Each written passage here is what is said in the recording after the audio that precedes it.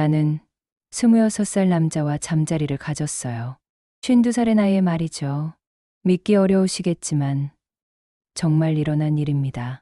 하지만 처음부터 이런 일을 계획한 건 아니었어요.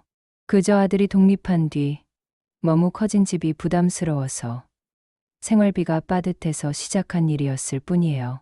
남편 없이 혼자 살아간다는 게 생각보다 쉽지 않더라고요. 아들 대학 등록금에 생활비까지 제 파트타임 수입만으로는 턱없이 부족했어요. 그래서 결심했습니다. 2층 작은 방 하나를 월세로 내놓기로요. 인터넷에 월세 구인글을 올린 지 이틀 만에 첫 연락이 왔어요. 목소리가 차분하고 정중했죠. 김민준이라고 자신을 소개하며 월세방에 관심이 있다고 했어요. 약속 시간에 정확히 나타난 그를 처음 본 순간을 아직도 기억해요. 키가 꽤 컸고 깔끔한 체크 셔츠를 입고 있었어요. 무엇보다 인사하는 모습이 참 정중했죠. 공무원 시험을 준비하고 있어서 조용한 환경을 찾고 있었다고 했어요. 지방에서 올라온 지 얼마 안 됐다고 하더라고요. 가족들이 고향에 있고 혼자 서울에서 공부하고 있다고요. 뭔가 믿음직스러운 느낌이 들었어요. 방을 구경시켜 주면서 이것저것 설명했어요. 공용 화장실 사용법, 세탁기 돌리는 시간, 저녁 식사는 원한다면 함께 할 수 있다는 것까지요. 그는 고개를 끄덕이며 열심히 들었어요. 정말 깨끗하고 좋다며 잘 부탁한다고 하더라고요. 진심이 담긴 목소리였어요.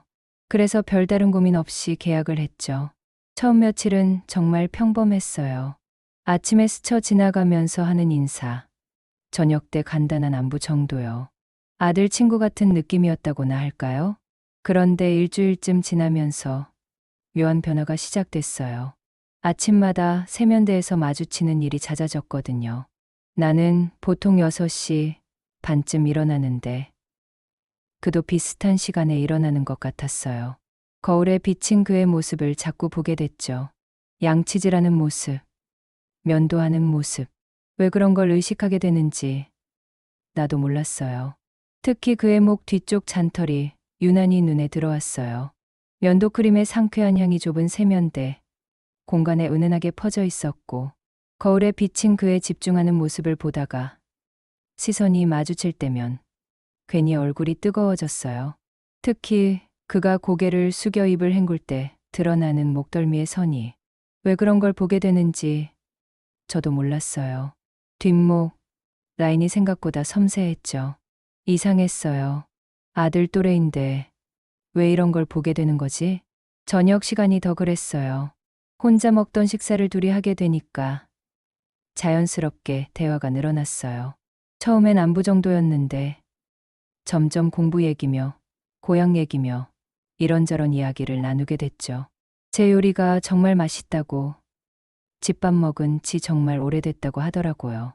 그 말을 들으면서 나도 모르게 더 정성껏 음식을 만들게 됐어요. 그가 좋아할 만한 반찬을 생각하고 국물 온도까지 신경 쓰게 되더라고요. 왜 그랬을까요? 지금 생각해보면 그때부터 시작된 것 같아요. 그런데 정말 이상한 건 분명 아들 같은 나이인데 자꾸 남자로 보이기 시작했다는 거예요. 특히 거실에서 함께 TV를 볼 때면 더 그랬어요. 같은 소파에 앉아 있으면 그의 체온이 느껴지는 것 같았고 가끔 웃음소리가 겹칠 때면 심장이 빨라지곤 했죠. 그날도 그랬어요.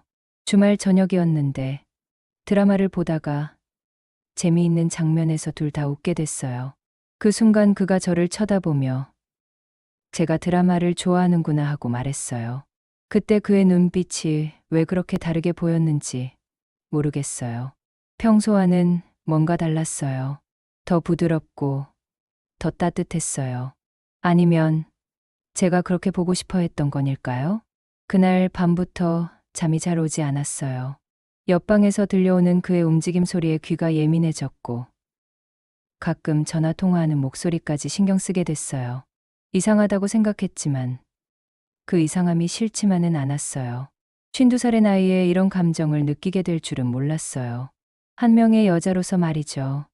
오랫동안 잊고 있었던 감정이었는데 이상하게도 나쁘지 않았어요. 그래요.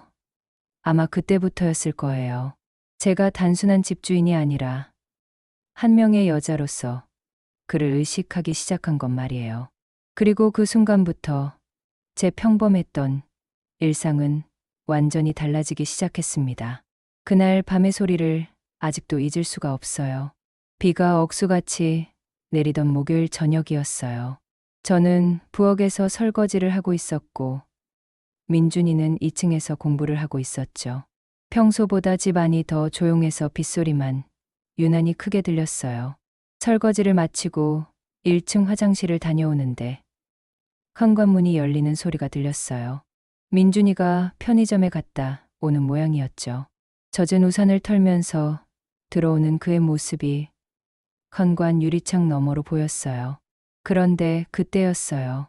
좁은 계단에서 그와 마주친 순간 말이에요. 민준이가 깜짝 놀라며 한 발 뒤로 물러섰는데 계단이 워낙 좁다 보니까 우리 몸이 스칠 수밖에 없었어요. 그 순간 젖은 면, 셔츠에서 나는 빗물 냄새와 함께 그만의 채취가 코끝을 스쳤죠. 묘하게 따뜻하고 남성적인 냄새였어요. 제 가슴이 그의 팔에 살짝 닿았고 1초도 안 되는 순간이었지만 온몸에 전기가 흐르는 것 같았어요. 비 냄새와 함께 묘한 남자 냄새가 코끝을 스쳤죠. 가슴이 갑자기 두근거리기 시작했어요. 비를 많이 맞았다고 말씀드렸더니 미안하다며 급하게 자기 방으로 올라가더라고요. 저도 겨우 그 말만 하고 급하게 제 방으로 들어왔어요. 문을 닫고 나서도 한참 동안 가슴이 진정되지 않더라고요. 이상했어요. 분명 스쳐 지나간 건 1초도 안 되는 짧은 순간이었는데 왜 이렇게 온몸이 뜨거워지는 건지 말이에요. 그날 밤 11시쯤이었을까요? 잠들려고 누워있는데 2층에서 발소리가 들렸어요. 민준이 방 앞에서 누군가와 대화하는 소리였죠. 여자 목소리였어요. 처음엔 전화 통화인 줄 알았어요. 그런데 점점 가까워지는 발걸음 소리를 들으니 누군가 올라온 게 분명했어요. 언제 들어왔는지도 모르겠더라고요. 아마 제가 샤워하는 동안이었나 봐요. 오늘 너무 늦었다고 미안해한다는 민준이의 목소리가 들렸어요. 그리고 이어서 들려온 여자의 웃음소리. 낮고 달콤한 목소리였어요. 괜찮다며 보고 싶었다고 하는 그 여자의 말과 함께 강문이 닫히는 소리가 들렸어요.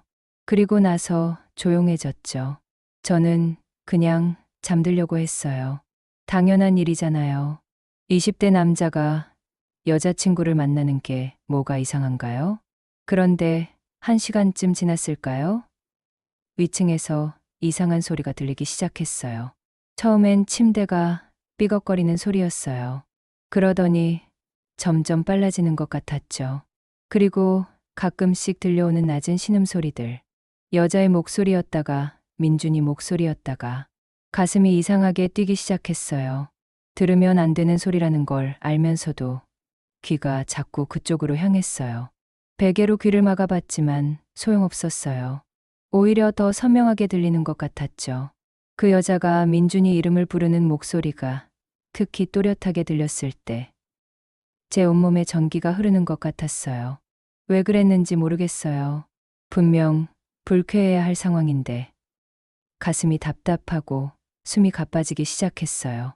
침대 스프링이 더 빠르게 삐걱거렸고 두 사람의 숨소리가 점점 거칠어졌어요.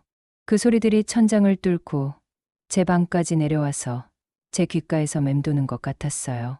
저도 모르게 이불을 꽉 움켜쥐고 있었어요. 손바닥에 땀이 났고 심장이 미친 듯이 뛰었죠. 이상했어요. 왜 제가 이렇게 반응하는 건지 전혀 이해할 수 없었어요. 소리가 절정에 달했다가 갑자기 조용해졌어요.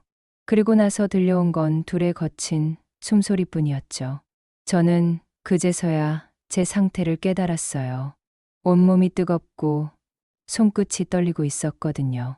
새벽 2시가 넘어서야 그 여자가 나가는 소리가 들렸어요. 조용히 계단을 내려가는 발걸음과 현관문이 살짝 닫히는 소리. 그제서야 집 안이 다시 조용해졌죠. 하지만 저는 끝내 잠들 수 없었어요. 계속해서 그 소리들이 머릿속에서 맴돌았거든요.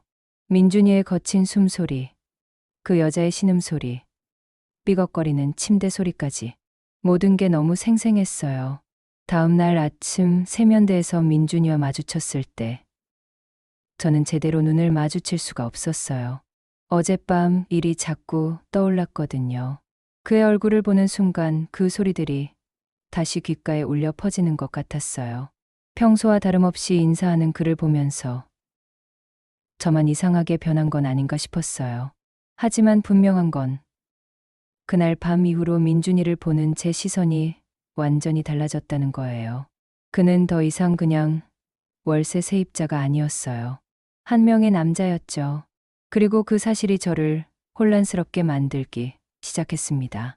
그 밤 이후로 민준이의 모든 행동이 다르게 보이기 시작했어요.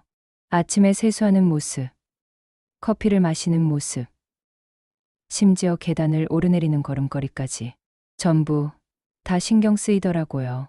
어젯밤 들었던 그 소리들이 자꾸 겹쳐지면서 그를 볼 때마다 가슴이 두근거렸어요. 특히 부엌에서 마주칠 때가 가장 힘들었어요. 좁은 공간에서 스치기라도 하면 온몸에 전기가 흐르는 것 같았거든요. 어느 날 아침, 냉장고에서 우유를 꺼내려는데 그도 뒤에서 물을 마시려고 다가왔어요. 몸을 돌리는 순간 그의 하체가 제 엉덩이에 스쳤는데 뭔가 묵직하고 거대한 것이 닿는 느낌이었어요. 순간 숨이 멎을 것 같았죠. 그는 미안하다며 급하게 물러섰지만 그 감촉이 한참 동안 남아있더라고요. 그의 체온이 느껴질 때마다 어젯밤 그 여자와 함께 있던 모습이 상상됐어요. 어느 날 저녁, 민준이가 걱정스러운 표정으로 물어봤어요. 요즘 안색이 안 좋아 보인다고. 괜찮냐고요. 저는 괜찮다고 대답했지만 실제로는 며칠째 제대로 잠을 자지 못하고 있었거든요. 밤마다 그 소리들이 머릿속에서 맴돌았어요. 그날도 비슷했어요. 저녁 식사를 마치고 각자 방으로 들어갔는데 잠이 오지 않아서 거실로 나왔어요. 혼자 소주 한 병을 꺼내서 마시고 있었죠. 답답한 마음을 달래보려고요. 소주가 목구멍을 타고 내려가면서 몸이 점점 뜨거워졌어요. 그런데 그때 계단에서 발걸음 소리가 들렸어요. 민준이었어요. 아직 안 주무냐고 조심스럽게 물어보더라고요. 잠옷 차림이었는데 느슨한 티셔츠 사이로 보이는 쇄골이 왜 그렇게 눈에 들어오는지 모르겠더라고요. 잠이 안 온다고 했더니 자신도 그렇다며 공부하다가 머리가 복잡해져서 내려왔다고 하더라고요. 그는 잠시 망설이더니 제 맞은편에 앉았어요. 소파 사이에 작은 탁자를 사이에 두고요.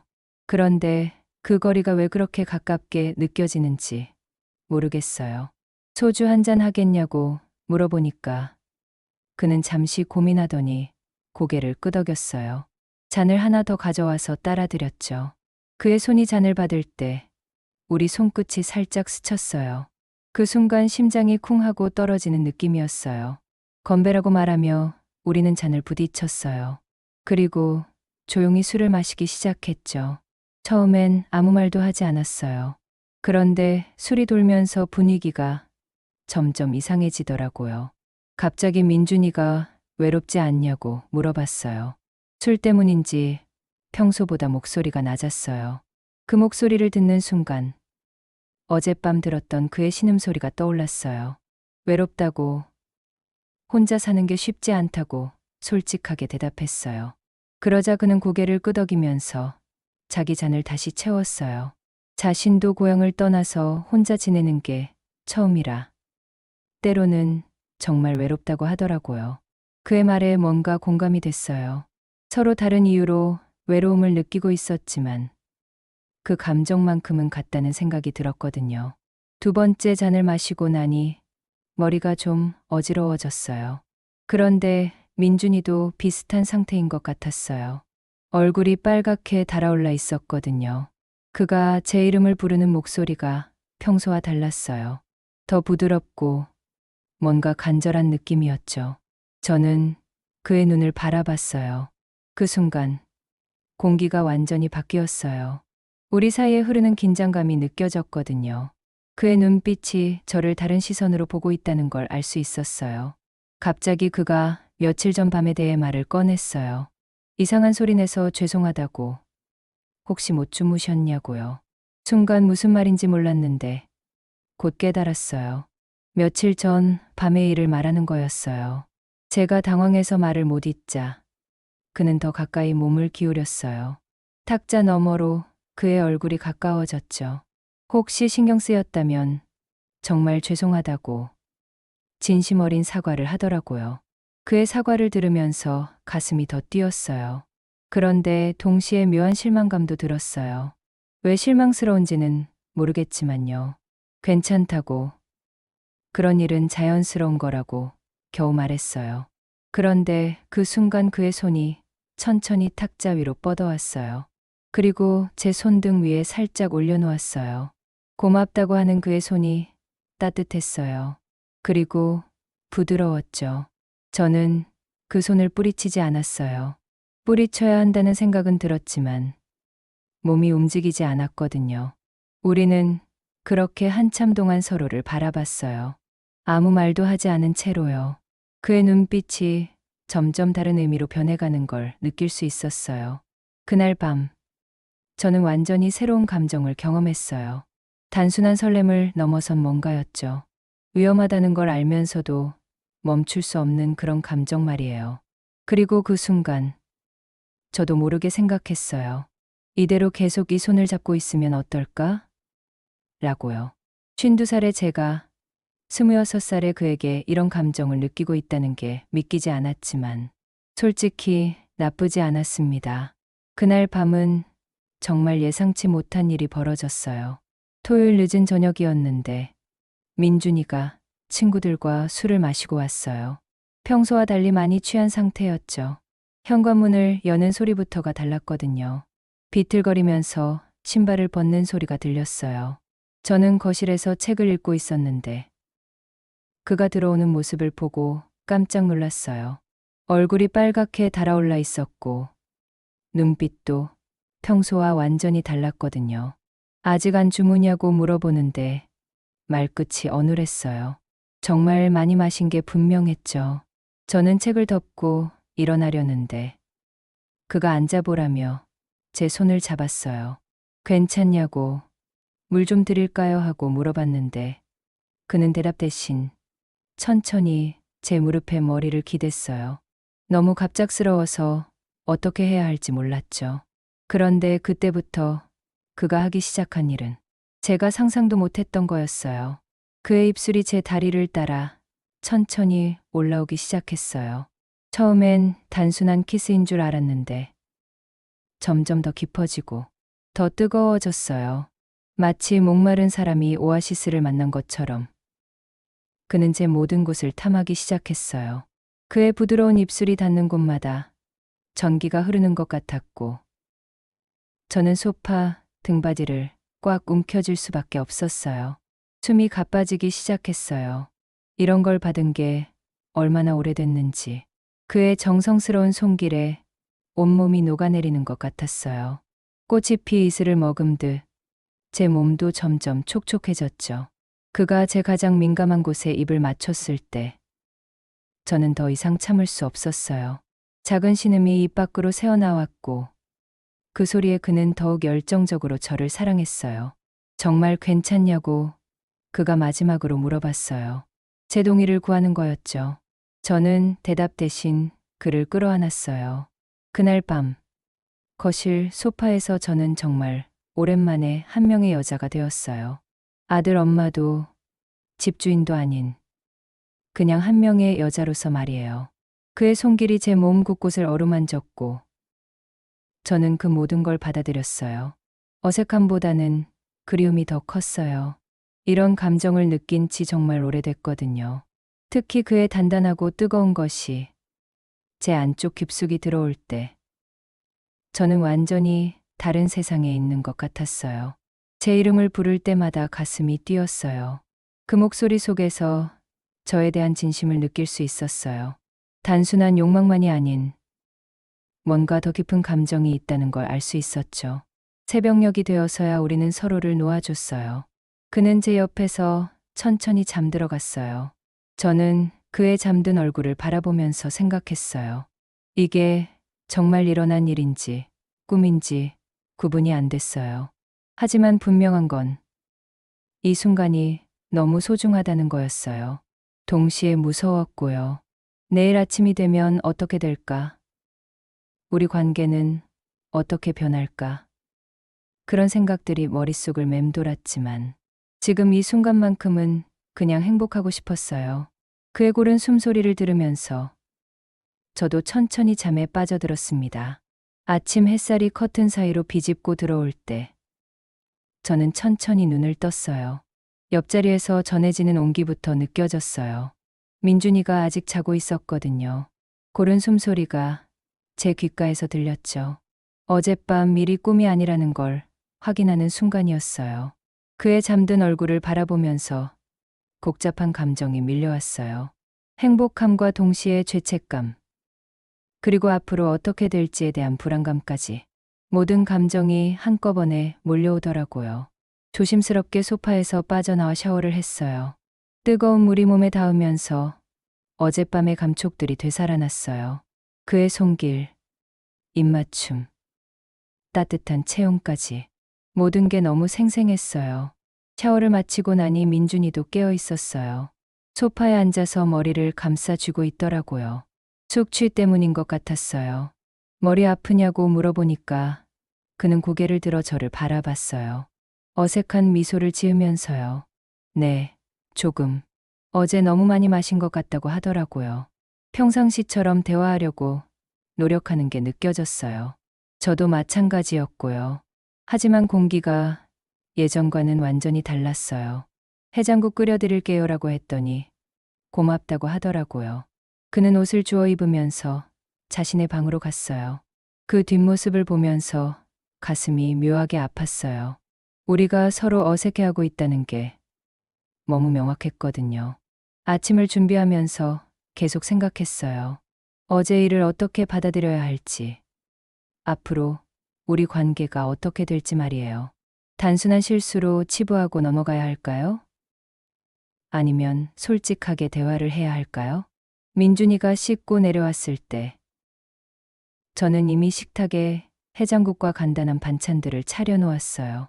평소와 똑같이요. 맛있겠다며 자리에 앉는 그의 목소리가 평소보다 조심스러웠어요. 저도 마찬가지로 조심스럽게 앉았죠. 조용히 식사를 하는데 가끔씩 시선이 마주칠 때마다 어젯밤이 떠올랐어요. 그때마다 얼굴이 뜨거워졌어요. 먼저 말을 꺼낸 건 민준이었어요. 어제 자신이 실례를 했다면 정말 죄송하다고요. 그의 진심 어린 사과에 가슴이 아팠어요. 마치 어젯밤이 그에게는 그냥 술에 취해서 벌어진 실수였던 것처럼 들렸거든요. 괜찮다고, 술 때문이었다고 저도 그렇게 대답했어요. 하지만 속마음은 달랐어요. 저에게는 실수가 아니었거든요. 그 후로 며칠 동안 우리는 서로를 피하듯 지냈어요. 인사는 했지만 예전처럼 길게 대화하지 않았고 함께 저녁을 먹는 일도 줄어들었어요. 그 어색함이 너무 힘들었어요. 그런데 목요일 저녁이었어요. 현관에서 익숙한 여자 목소리가 들렸어요. 며칠 전 밤에 들었던 바로 그 목소리였죠. 민준이에게 왜 이렇게 연락이 없었냐며 걱정했다고 하는 그 여자가 왔어요. 민준이의 여자친구 말이에요. 저는 방에서 나가지 못하고 문틈으로 살짝 보기만 했어요. 예쁜 여자였어요. 긴 머리에 날씬한 몸매. 저보다 훨씬 젊고 아름다웠죠. 요즘 공부하느라 정신이 없어서 미안하다는 민준이의 변명하는 목소리가 들렸어요. 그리고 두 사람이 2층으로 올라가는 발걸음 소리까지. 가슴이 무너지는 느낌이었어요. 물론 당연한 일이에요.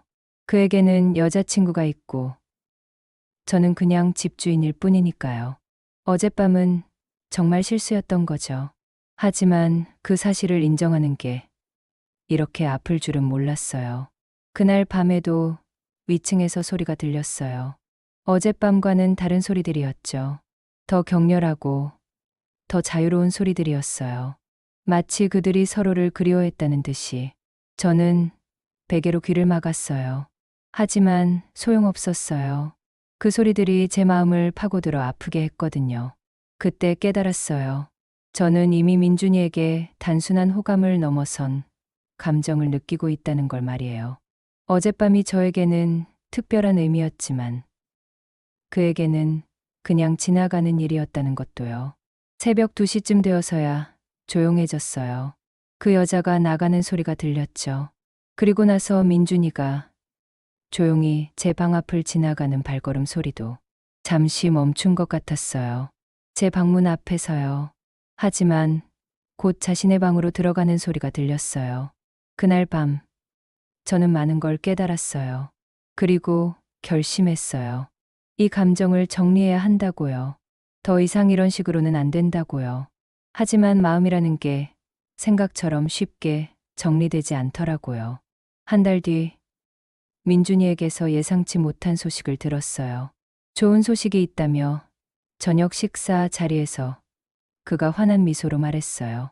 오랜만에 보는 밝은 표정이었죠. 9급 공무원 시험에 합격했다고 하더라고요. 그 말을 듣는 순간 가슴이 쿵 하고 내려앉는 느낌이었어요. 기뻐해야 할 소식이라는 걸 알았지만 동시에 이별을 의미한다는 것도 알았거든요.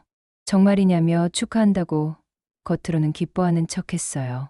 하지만 속으로는 복잡한 감정이 밀려왔어요. 발령지가 대구라고 다음 달 말에는 내려가야 할 것 같다고 하더라고요. 역시나 예상했던 대로였어요.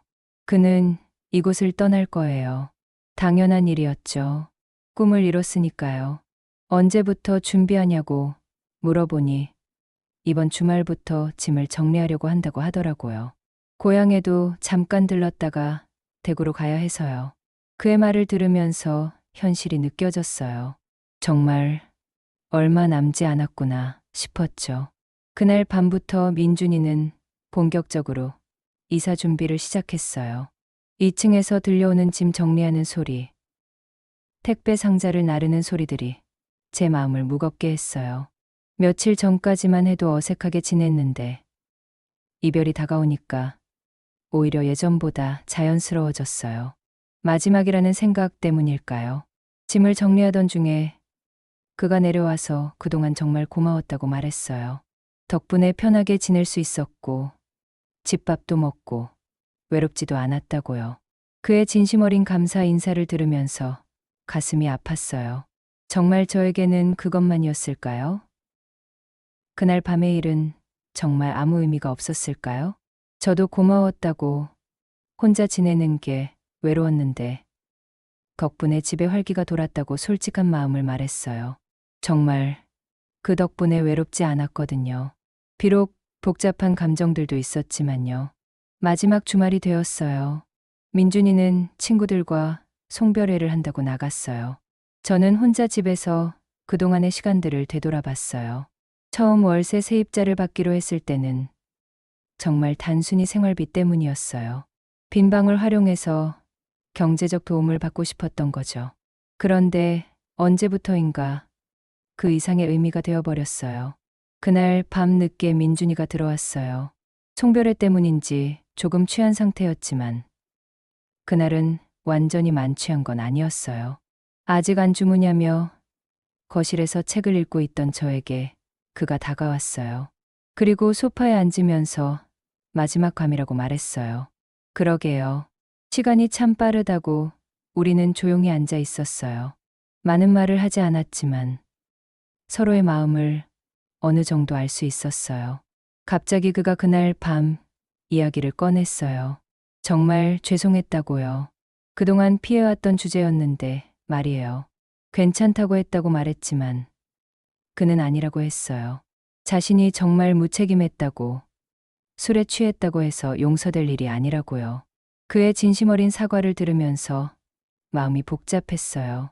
사과받고 싶었던 건 아니었거든요. 후회하냐고 그날 밤을 용기를 내서 물어봤어요. 정말 궁금했거든요. 그에게 그날이 어떤 의미였는지 말이에요. 그는 잠시 망설이더니 대답했어요. 후회는 아니라고. 다만 저를 힘들게 했다면 그게 미안하다고요. 그 대답에서 그의 마음을 조금이나마 알 수 있었어요. 완전히 무의미한 일은 아니었다는 걸 말이에요. 저도 힘들지 않았다고. 오히려 말을 끝까지 하지 못했어요. 오히려 행복했다고, 특별했다고 말할 용기는 없었거든요.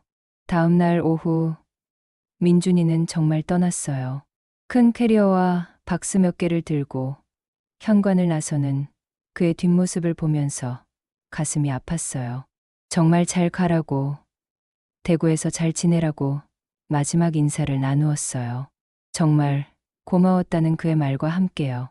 마지막 인사를 나누고 그는 택시를 타고 떠났어요. 손을 흔들어 주는 그의 모습이 점점 작아져 갔죠. 집에 혼자 남았을 때 정말 조용하더라고요. 6개월 전에 그 조용함과는 또 다른 느낌이었어요.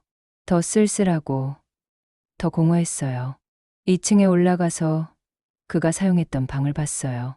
깨끗하게 정리되어 있었지만 그의 흔적들이 여전히 남아있는 것 같았어요. 책상에 앉아서 창밖을 바라보면서 생각했어요. 다시 세입자를 구해야 할까요? 경제적으로는 여전히 필요했어요. 혼자 살기엔 부담스러운 건 견하지 않았거든요. 하지만 동시에 두려웠어요. 또 다른 사람과 이런 복잡한 관계가 될까 봐서요. 아니면 반대로 그냥 평범한 세입자 관계로만 지낼까 봐서도요. 며칠 뒤 저는 다시 월세 구인 광고를 쓰기 시작했어요. 하지만 키보드 앞에서 자꾸 망설여졌어요. 깨끗하고 조용한 방 하나 있습니다. 그 문장을 쓰면서 민준이와의 시간들이 떠올랐어요. 처음 만났을 때의 어색함부터 마지막 밤의 아쉬움까지 모든 게 소중한 기억이 되어 있었어요. 결국 광고를 올렸어요. 생활은 계속되어야 하니까요. 하지만 이번에는 달라질 거예요. 더 조심스럽게, 더 신중하게 지낼 거예요. 그런데 한편으로는 기대도 됐어요. 새로운 만남이 어떤 변화를 가져올지 말이에요.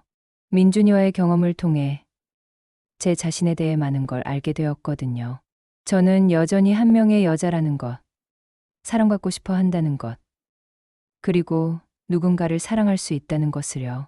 새로운 시작을 앞두고 저는 조금 다른 사람이 되어 있었습니다.